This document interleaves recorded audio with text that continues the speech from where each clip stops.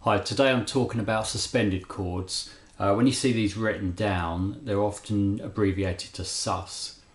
Now there's three things you may see: sus4, sus2 and sus. Now if it doesn't specify a number, that's usually a sus4, nearly always. So there's two types, there's sus2, sus4, and if it just says sus, then that's probably the sus4. Now sus stands for suspended, and really what they are is they're a chord that has one of the notes taken out, which is called the third, and the third is the note that makes a chord major or minor. So hopefully you'll know a few chords, and you'll know that some chords are major, some chords are minor. Most chords fall into one of those two groups. Well, the note that's different from a major to a minor, say for example an A major to an A minor, there's one note that's different, and it's called the third.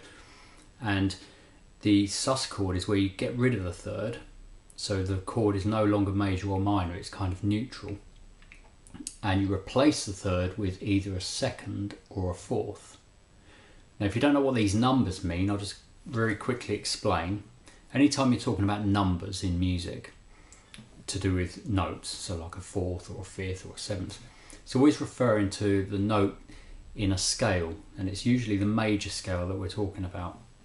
So if I play an A major scale, that was a major scale, A major in this example. 1, 2, 3, 4, 5, 6, 7, 8. Now number 8 is number 1 again. It's the same note, just an octave higher. So this one's A, that one's also A, and then the whole thing can repeat up there. So it's just 7 notes that are different. And when you're talking about numbers, usually you're referring to the number in relation to the major scale. So if I'm talking about getting rid of the third, it's 1, 2, 3. It's that note.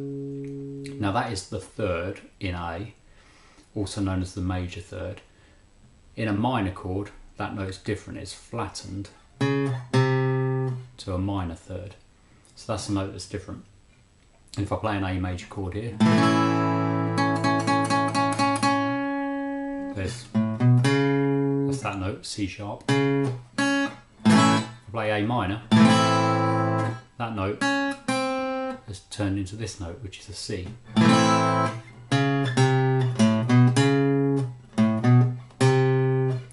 So that's the difference between the major and the minor.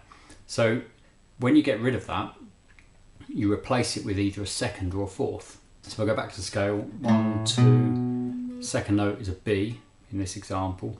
So if I go back to my chord, and instead of the C sharp or the C, which are the thirds, I get rid of those and play a B instead, and there's an open string which is B. So if I do that, that's an A sus2, or suspended second. I know the alternative would be to get rid of the thirds again, but instead of putting a 2 in there, which was the B, go back to the scale, 1, 2, 3, 4. Fourth note is this one, which is a D. So I could add a D in there instead of the C sharp or the C. There's a D here. So instead of doing minor or major, I could do sus4, which is that. So the rest of the chord stays the same, but you get rid of the third, you replace it with a 2 or a 4. So we end up with 4 A chords here. We've got sus4,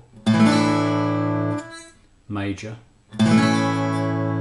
minor, and sus2. And you might have heard when I did that this string was going sort of descending. 4, major third, minor third, second. And that's what suspended chords are. If I just do another quick example, I won't bother looking at the scale or anything, we'll just look at the chord. So if I take a D as an example, there's a D major chord, or we can just call it D. Well, if you don't want to get involved in looking at the scale and counting up and all of that, or you might not know the scale, The easy way to do it is if you know a D and a D minor, look at what's changing. This note is turning into this note. Now we don't need to even know what those are called. We just need to know that the number, that must be the third, and that must be the minor third or flattened third in D. So therefore, if I go down one more from the minor third, I'm going to get the second. That's what happened with the A chord, so that will also happen with the D. So I don't need to think about names, I just know that if I go down one more from the minor third, there'll be the second. Major third, minor third, so the second must be the open string. So if I do that, that's a D sus2. So I've got my D chord, but instead of the third or the minor third, I've got the second. So to find the fourth, you just go in the other direction past the two thirds, and the next note will be the fourth. So you've got the second, the minor third, the major third, so the fourth must be that note. So if I play the D chord but with this note, that's D sus4. Now that one is in a lot of songs, and quite often what happens is the chord before or after that chord will be just a normal D major. So this feels strange to play like this because I would hardly ever play it with those fingers like that. Normally I'd have this one on as well because I'd be playing D and just adding my little finger. Now this finger's not needed there, but it's easier just to leave it. And quite often it would then go back to D again.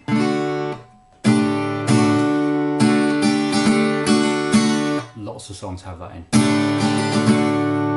So the sus4 in particular nearly always resolves to a major chord. Occasionally it resolves to a minor. So if I do the sus4 to the minor,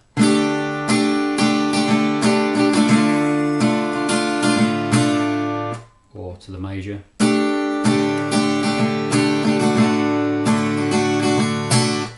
do the same thing with A, sus4 to major,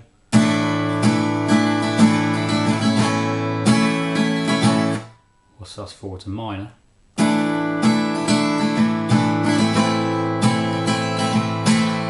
You can probably hear from that the minor one is a more unusual sound. It does happen sometimes in songs, but not often. So the sus4 nearly always resolves, usually to the major. The sus2 is a bit more of a chord in its own right. It does often go next to a major or a minor, but it doesn't really feel like it needs to be next to one. It doesn't feel like it has to resolve. Whereas the sus4 kind of does. That really is. It's called suspended because it's kind of hanging there. And the sus4 chord in particular really sounds like it's hanging and needing to then resolve somewhere. If I play D sus4 again. It's a nice sound, but it doesn't sound resolved. You couldn't use that at the end of a song. It feels like it should then go. And sometimes you get both chords in a song. So you might have a sequence where someone's playing a D in a song, and a lot of guitarists do this, especially songwriters. They'll just for effect, they'll add a sus2 and a sus4 in there. So you might do something like this.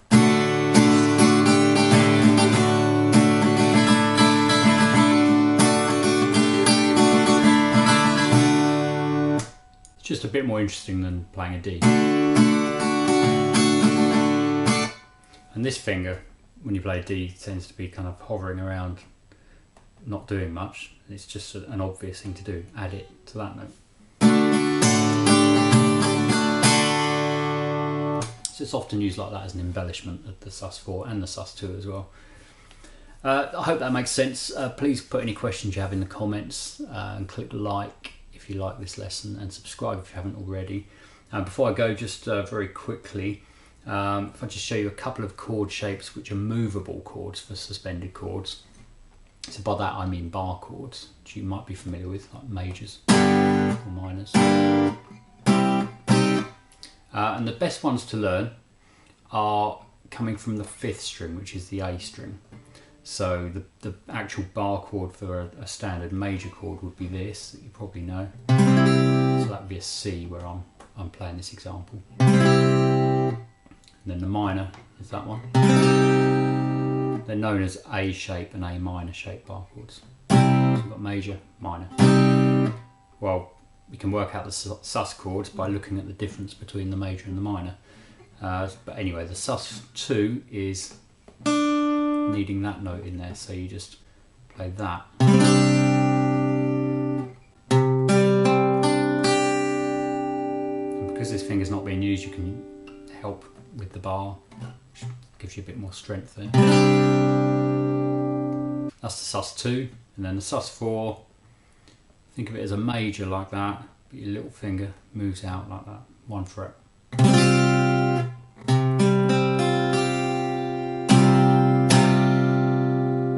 So this would be C sus2, C sus4.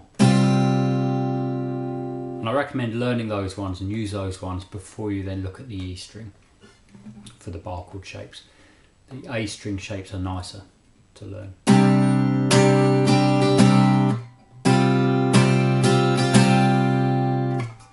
Okay, so thanks for watching, and I'll do some more lesson videos on things like this soon. Thanks.